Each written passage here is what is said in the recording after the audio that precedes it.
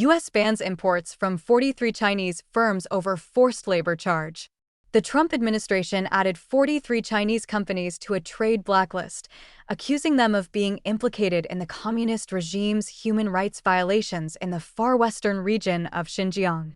The Department of Homeland Security expanded the Uyghur Forced Labor Prevention Act entity list, which blocks imports of Chinese goods produced with forced labor in Xinjiang, the department announced on July 31st.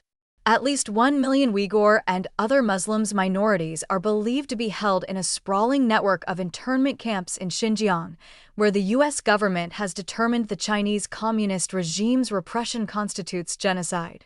Companies targeted in the action operate in sectors such as aluminum, apparel, copper, cotton, seafood, and tomatoes.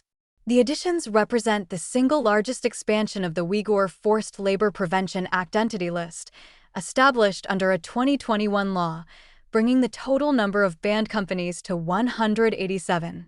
According to the department, DHS Secretary Markwayne Mullin said the actions are aimed at protecting U.S. citizens from unfair competition that not only disadvantages Americans, but harms human dignity.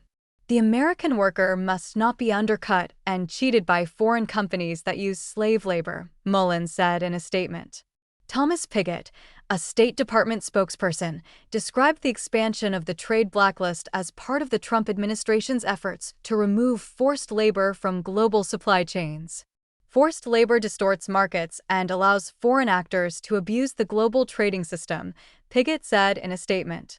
The United States expects our trading partners around the world to enact and enforce similar laws prohibiting goods made with forced labor.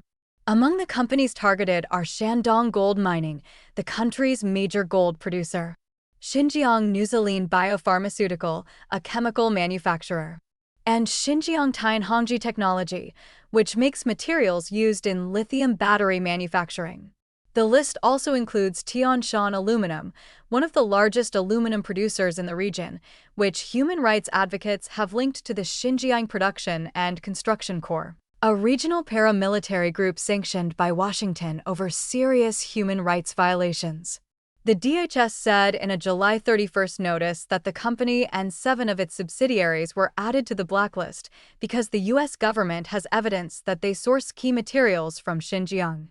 Other additions include Xinjiang Tianyun Organic Agriculture, which produces and distributes cold water fish, such as salmon. Washington accused it of participating in the state-sponsored recruitment and labor transfer programs involving Uyghur and other ethnic minority groups. The expansion of the blacklist drew praise from Representative John Moolenaar, chairman of the House Select Committee on the Chinese Communist Party. Today's action by the Trump administration strengthens America's economy against products made with slave labor and sends a message to the Chinese Communist Party that we will not look the other way on its genocide and human rights abuses, Moolenaar said in a statement.